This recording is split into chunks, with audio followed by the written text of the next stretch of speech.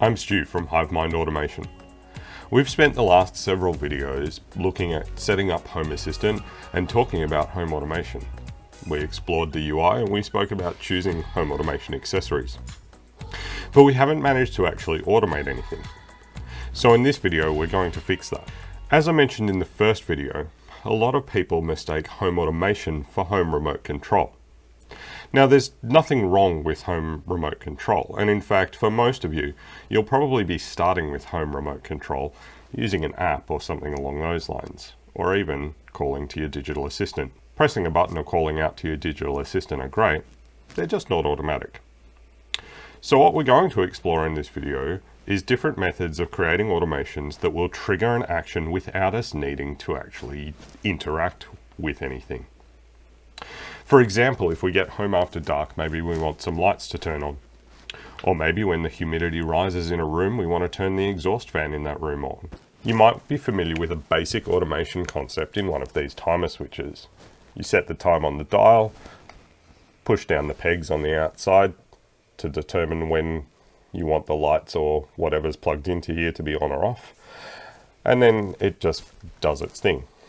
We can also achieve a similar result with just one of these smart plugs and Home Assistant, and we'll actually take a look at that. But when we do take a look at that, we'll take a look at some extra smarts that we can add into that so that it's a little bit less predictable about when the lights turn on and off. So let's dive right in and take a look. So we're going to need to navigate to our Home Assistant instance, and that is as we saw in the first video on 192.168.1.146. Obviously yours will be different, and remember that you need to put in :8123 at the end of the address. That 8123 is very important. So again, once we've logged into Home Assistant, we've got the dashboard and there's not a lot going on. Now obviously before we get started automating anything, we're going to need to have something to use in the automations. So let's set up some integrations now. I spoke in the last video about LifeX bulbs, so let's set those up quickly. And I'll also set up the Xiaomi Akara hub I mentioned in the last video as well.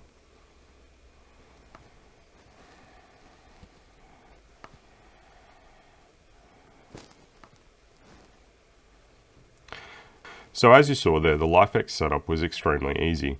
And we can see now that we've got these different lights that we can set up.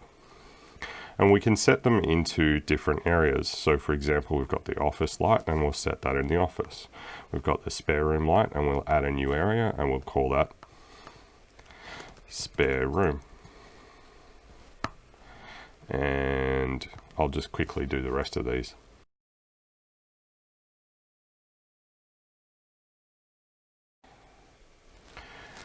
Now that we've set up the LifeX lights, let's quickly configure the Xiaomi Akara gateway. We're going to hit configure on here and connect your Xiaomi Akara gateway if the IP and MAC address are left empty. Auto discovery is used. The network interface to use will go any, and we'll hit submit. Now it's asking us for the key of our gateway. What we want to do is follow the instructions on this page. So I'll just open that page in another tab and we'll take a quick look at these instructions here. So you've got instructions here for either Android or iOS. For myself, I'm going to go to iOS. So what I'm going to do now is pop back over to Home Assistant and type in my key. Now I will blur this out. So we've added that key and we'll hit submit.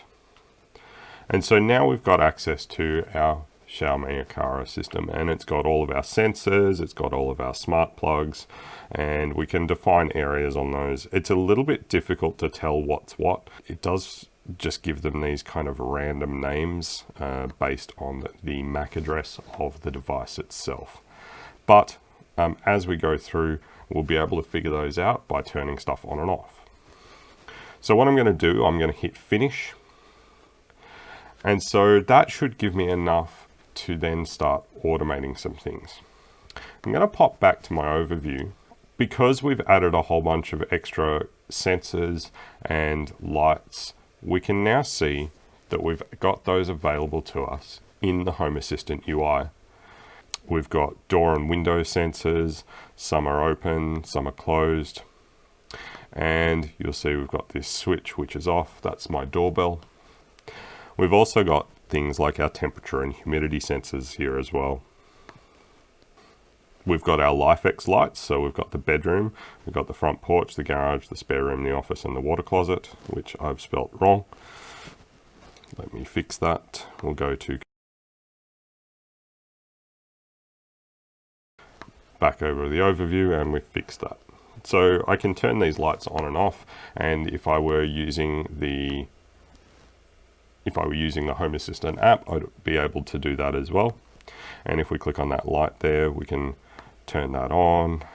And because this is an RGB light, we can also do things like choosing different colors or choosing color temperatures for the white light as well. But that's enough of playing around with the things that we've added to Home Assistant. What we need to do now is actually start creating some automations. So if you remember in video 2, we went to the configuration section, and then we went to automations. So we're going to get started in creating the automation. We'll hit the plus symbol. We're presented with the Smart Helper, which tries to use some natural language processing to try and determine what we're going to do. For now, we're going to skip because I've not had a lot of luck with that process. We're going to call this automation porch light on. And the description we'll call turn on porch light at sunset. We also need to select a mode. This mode defines what happens with the automation if it gets triggered again while it's already running. For example, if you have a button that triggers the automation, what do you want to happen if that button gets pressed a second time in the middle of running the automation? There's 4 different options that we can choose from. We have single, restart, queued, and parallel. Single, which is the default setting, means that nothing happens. It just ignores the additional trigger. Restart does what it says. It's going to restart the automation from the beginning if the trigger occurs again. Queued adds another instance of the automation into the queue. So when the current run of the automation completes, it will run again. And then the last one, parallel, allows another instance of the automation to start running at the same time as the one that's already running. For example, if you had an automation that runs for 20 seconds and you had a second automation trigger halfway through, then you would then have, for a 10-second period, 2 instances of that automation running. Now, depending on your use case, that could start to get messy. For the most part, we'll probably just talk about using single, but there might be some examples where a restart or queued might be a good option for you. We spoke in previous videos about triggers, conditions, and actions. We need to choose a trigger type, and there's multiple different trigger types available. An example of this could be the state, and we could choose person.Stewart goes from away to home. That particular trigger type would trigger when I got home from being away. Another alternative would be to use a numeric state. And we could choose an entity. Let's say we want to choose a temperature sensor. And we can then choose either above or below. So in the event that the temperature sensor goes above 30 degrees for a period of 10 minutes, we could then have it evaluate conditions and actions. For this automation, we're going to use the sun trigger type, and we're going to select sunset. We can also then select an offset. What we can do here is offset the amount of time from sunset by, let's say, 15 minutes. And if we wanted to, we could also put minus 15 minutes. So 15 minutes before sunset, we want something to happen. Conditions are optional and will prevent further execution unless the conditions are satisfied. So let's add a condition. And in this case, what I want to do is I want to grab state, and I want to grab entity, and I'm going to type in person and select myself, and we're going to set that state to home. And now we need to define the action. So once again, we see that we've got a lot of different options for actions. We can do things like wait, we can activate a scene, and we spoke briefly about scenes in episode 2. But in this case, what we're going to do is we're going to call a service, and we're going to call the service light.turnOn. And then we're going to select the entity light.porchlight, and we're going to hit save. So we've now created our first automation, and you'll see that the automation is enabled. We can disable that automation by toggling this switch here, or re-enable it there. What I'm going to do is I'm going to execute that automation. If we pop back over to the overview, we'll see that the porch light has now turned on. So we can manually trigger the automation without us having to meet the conditions or have the trigger occur, just to make sure that our action is going to work. So we created our first automation. Let's take a look at another example. So again, let's go to automations and let's hit new. And again, we'll hit skip and we'll give it a name of lights on when I get home. And the description, turn on some lights when I arrive home after dark. Again, we're going to set the mode to single.